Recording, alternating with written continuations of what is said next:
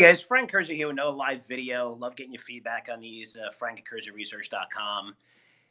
And I want to talk about the new age of investing because what we're seeing today, small caps really outperforming the markets, and they should be because the government said one of the markets I was worried about is the high yielding markets.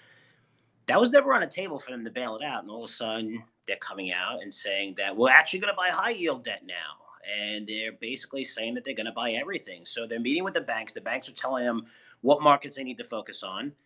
This way, the credit crisis, we didn't really know, right, in 2008 about AIG until later. If Lehman was going to fail, what was going to happen. We didn't know about this stuff, right? And then when it did, we're like, wow, the markets are frozen, commercial paper's frozen. We're getting to a point, I see someone saying free money for everyone, to where they're encouraging companies to take on as much leverage as possible 30, 40 times. And if you're right, you're going to be a billionaire. And if you're wrong, don't worry about it. We'll bail you out because that's what they're doing with a lot of the oil companies, which, Apache was up, what, at 30, 40% today or something.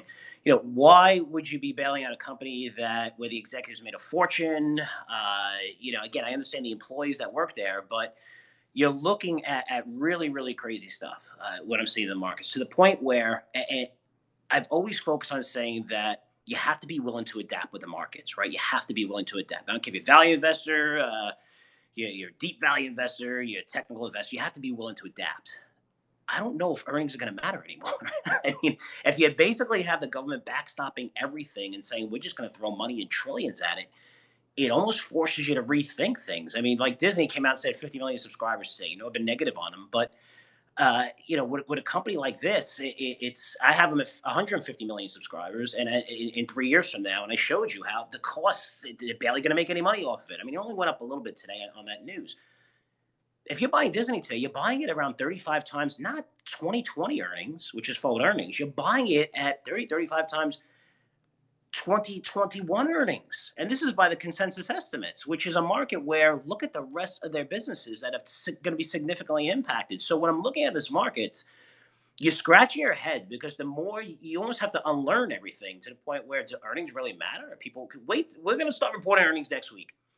It would be in the best decision for these companies to just throw the kitchen sinks, not even throw the kitchen, just we're not going to earn anything. It's going to be horrible. We're going to have to lay off everybody because they know the government's going to turn around and say, hey, all right, these guys are in trouble. Let's bail them out.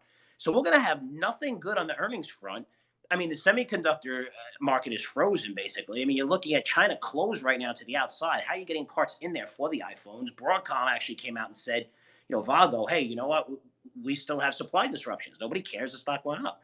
So everything you're looking at in a market like this is really, really, really dangerous. One of the most dangerous markets ever because the things that make sense or the things that you should avoid completely are basically the stocks you should be buying right now because they're getting backstopped by everything. So crazy market, a new norm, a new age of investing maybe, but let's see how far the government's willing to go. Because if you're just going to buy everybody and make sure they backstop everything, give people checks and go nuts, there's going to be significant consequences to that. Seriously, no joke. Huge, huge consequences to that. But in the short term, it may mean that earnings don't matter as much as they used to, which is kind of crazy when you think about, especially for someone like me that's been doing this for over 25 years.